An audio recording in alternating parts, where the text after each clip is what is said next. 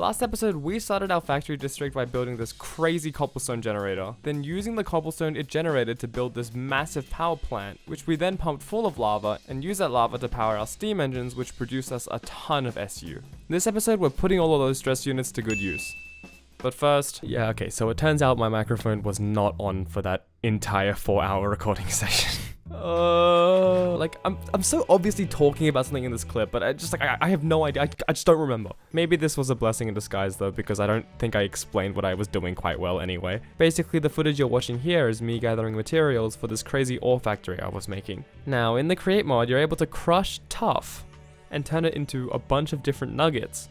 And luckily for us, in our mod pack, there's a custom recipe for tuff, which just so happens to be water and cobblestone. Now, we have this crazy efficient cobblestone generator and not much use for it after our project finished. So this was kind of the perfect thing, because you do need a lot of cobblestone. So my plan here was to make this crazy machine and then filter out the nuggets, convert them to ingots, and put them in a storage unit. That's all well and good. The second thing is, a byproduct of crushing tuff is flint. You get a lot of flint. And flint, admittedly, is, it's not the most useful thing, but it has one crucial, very, very important use. You can combine flint, gravel, and lava into andesite. And andesite might be the most useful thing in this mod. That's also great news for us, considering you can easily turn cobblestone into gravel, and we obviously have infinite lava from last episode. Now, I can then combine this andesite with the zinc ingots that I get from my factory, and combine the two into andesite alloy, which means this thing is also an andesite alloy factory, which means I probably don't have to go mining for andesite ever again. Now, this might all look quite confusing, but I promise I will explain after the montage.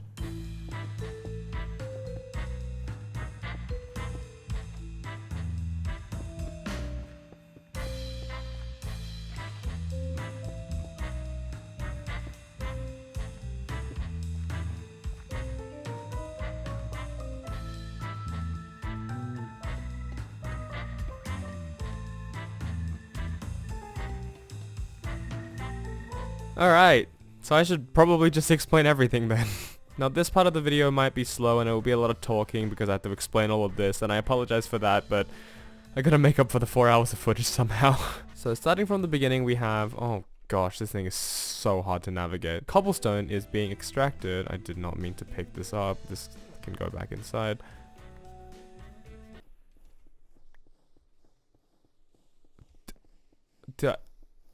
Oh my god. Alright, so let me explain what's going on here. So, the cobblestone is being extracted out of two places. One is here, and the other one is right here.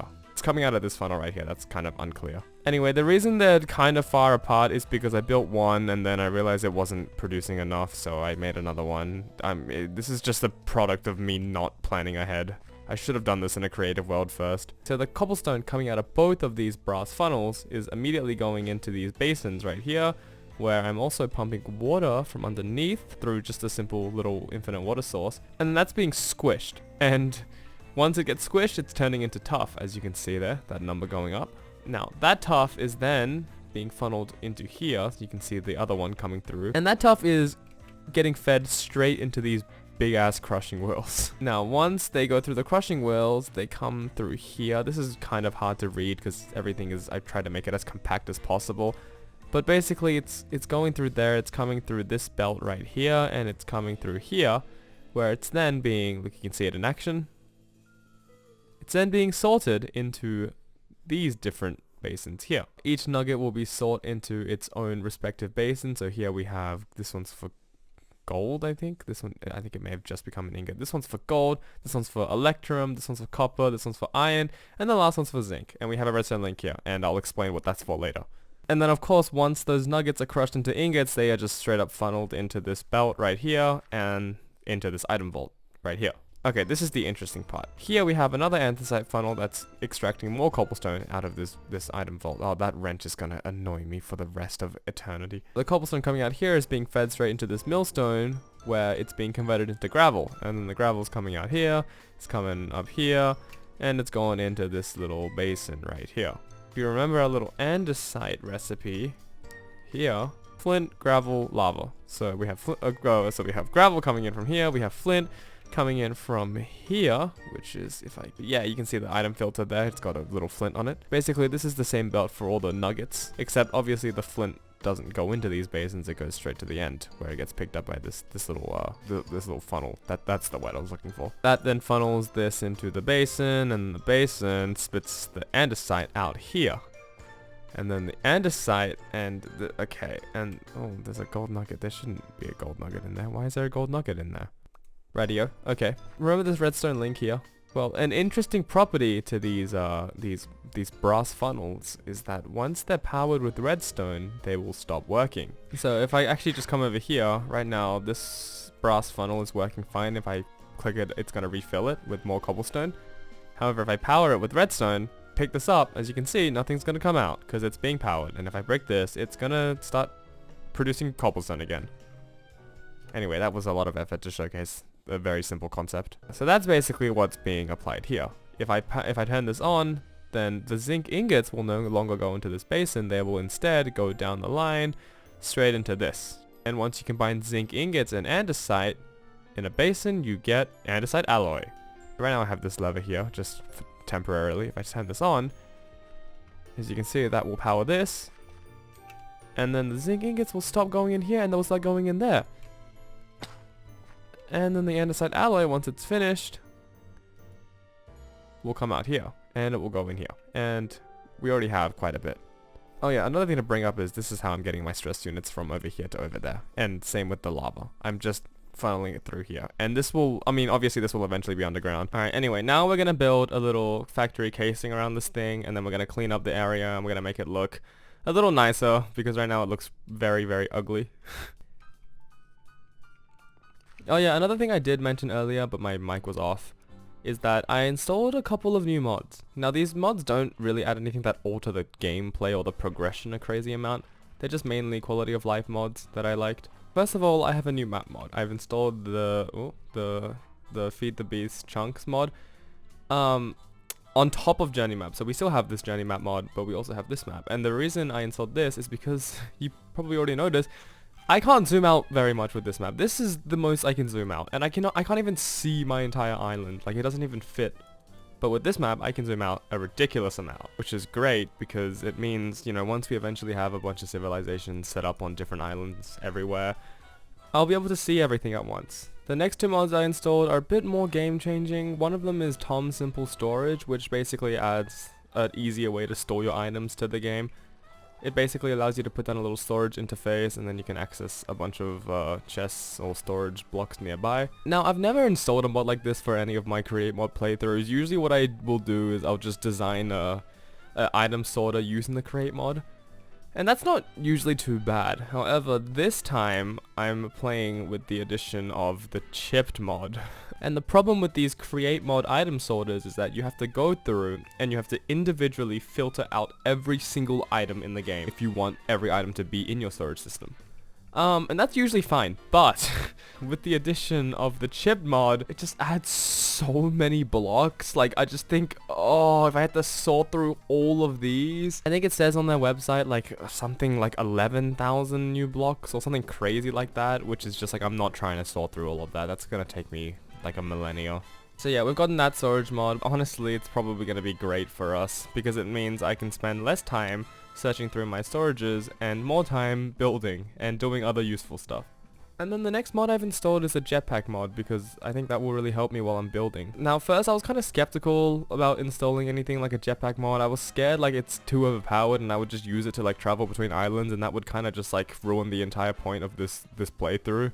Like, why would I need to build a plane or a boat if I could just use a jetpack, you know? But then after a bit of playtesting, I've kind of realized that jetpack isn't that great for transporting large distances. And that's mainly because it has like a limited amount of charge and you have to charge it back up. And it doesn't last like too long. It's good if you're building because you're not constantly flying, but if you're trying to use it to get from point A to point B, you're gonna have to constantly be charging it, so it's not really viable. Okay, so here I'm gathering a bunch of clay because I want to use bricks for my factory build. I just completely didn't mention this because I was too busy talking about the mod additions.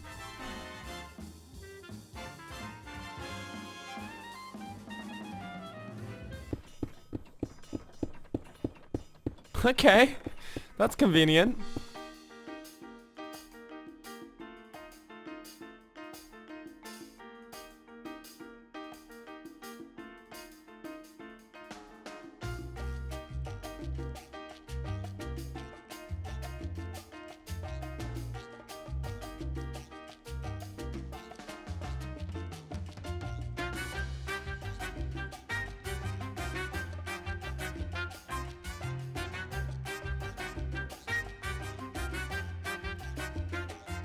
So now I'm gonna use these copycat blocks because I kind of screwed up. See, I kind of screwed up over here.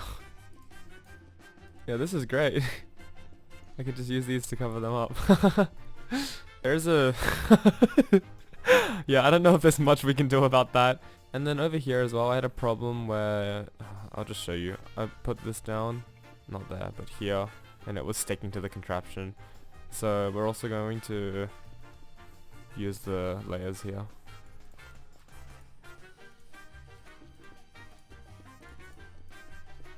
It's fine, we're not going to be seeing this side of the factory often anyway.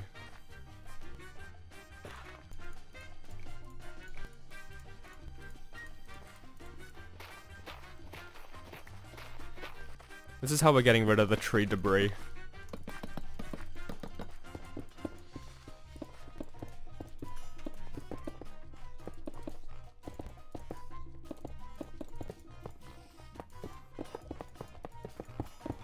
Alright, I think the interior is more or less done. I'm standing way over here because I don't want to hear the sounds of that thing. I should probably put like some lights on here.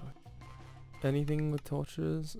Carpenter's workbench. Do I have a carpenter's table on me? I do. Oh, okay.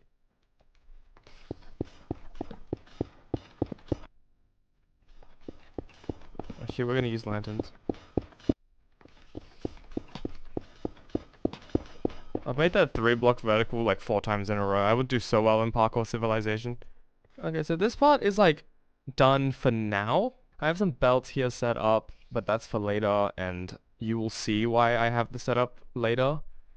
Now we have another building that I want to build. We're gonna build our storage depot, or our storage system. I want to get this building done nice and early in the series because it's going to save us a lot of hassle if we can just dump all of our items in one place. Also, this thing is a lot bigger than I remember it being.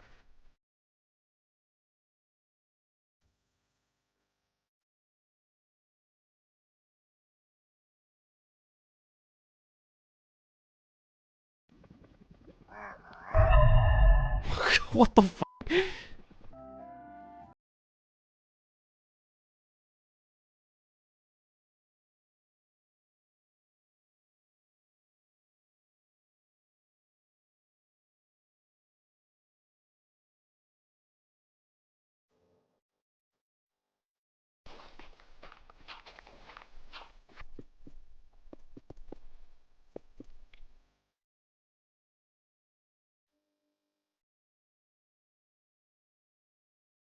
Okay, now we get into the fun part. So I have this mod called Modern Train Parts, and it basically adds these storage containments. I don't know what they're called. Hang on. Oh yeah, here. Okay, they're just called containers. And they're not too expensive.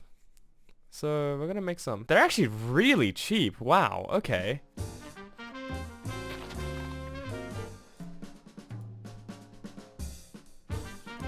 Alright, let's see how these look. Oh yeah, I like that. I like that.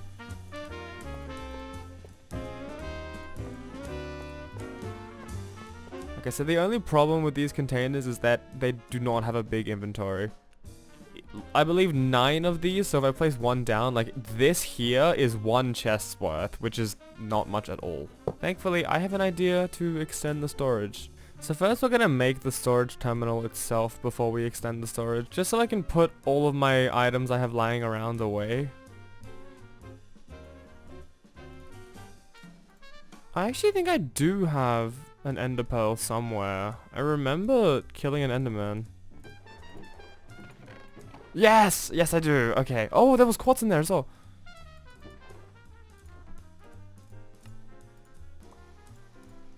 Okay, and now we need a terminal. Okay, I need a piece of glowstone.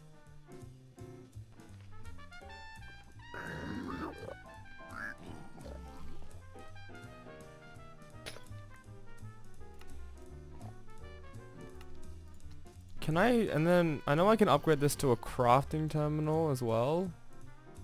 How do I do that? 4 diamonds. Oh, and that's, might be perfect. How many do I have? 5. Okay, so we slap this here, and then this on top of... Hang on. Okay, so apparently it has to be like this side. I guess... I don't know how that works. Okay. I'm gonna be so honest, I kind of don't like the way this building looks. It's okay, it's only the very important storage building that I'm probably gonna come to every episode. Right, so now... Oh, this is gonna be so great. We can put all of our stuff in here. This is my first time playing with a mod like this.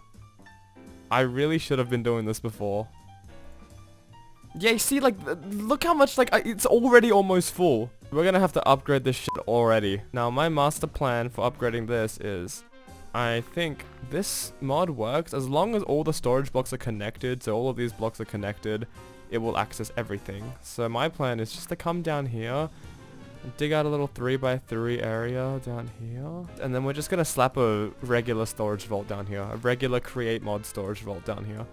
To be fair, if I'm already using 300 slots, each vault is 1600, I should probably make 2 or 3 vaults even. Alright, so I'm kind of an idiot. It says free, not used. The first number is free, and I also have like 200 extra storage slots now for some reason. I guess something maybe updated. But yeah, I thought the number at the front was like the amount we used, not the amount I had left. So on second thought, maybe we only need 1 vault. It's a light source?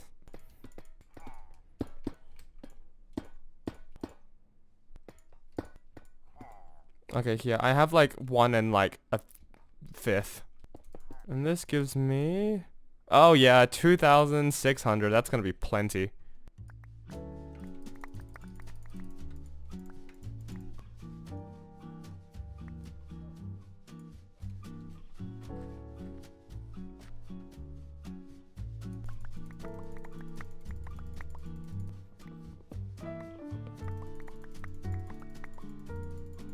And now we need to go get some more kelp.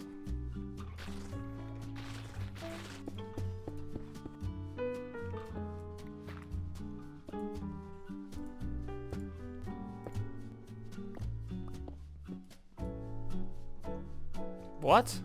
Why is it light?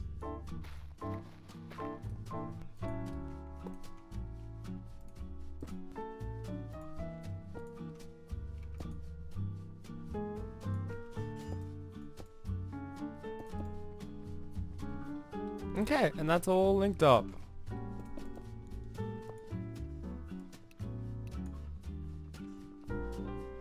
And now I think it's all... That should all be in here. Yeah. Perfect. Okay. So the goal is to have a kind of like a switchboard over here. Assume when we build a whole bunch of factories and we have a bunch of little settings that we can tweak, we can just come here and switch things on and off. Also, additionally, I'm going to add the option to turn my farms on and off just completely because that will reduce lag. I think for the ore one, we're going to just keep on always because it's not the fastest at producing ores, and you know, ores are quite useful, so I kind of want that to be on every single time I'm around this area, this little farm here. But all the other farms, like if I make a farm for like kelp or like for some wood or whatever, I would like the option to turn that on and off because those farms will be a lot more efficient and they'll produce a lot more, and I don't want that clogging up my chests and taking up my frames. Before we end this episode off, there's one more thing I want to do, and that's just to play regular Minecraft for a bit. You see, I've been so preoccupied with the create mod these past few episodes. My tools are kind of falling behind, you know. I have to make a new iron pickaxe every like 4 minutes. So we're gonna go mining.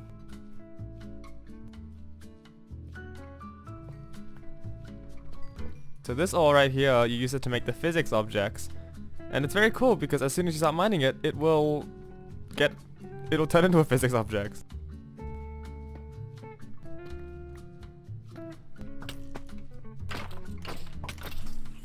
Oh my god, that was so close.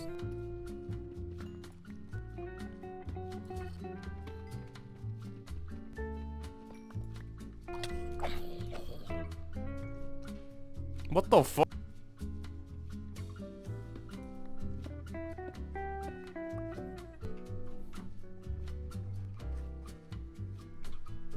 Okay. So this is all the stuff we got. Oh, not in there. yeah, in here. We got a good amount of redstone, and most importantly, we got a lot of Wonderlight, which is going to be very useful for us next episode. Stay tuned for that. Exciting things are going to be happening. Anyway, obviously I ignored all the iron, gold, and zinc, and copper, and all of that because we have this thing. That's literally what this is for. But yeah, I'm pretty happy with everything that we've done this episode. I love how we can literally just dump everything in here. That makes my life so much easier. Okay, well, that's it for this episode. Thanks for watching. Bye bye.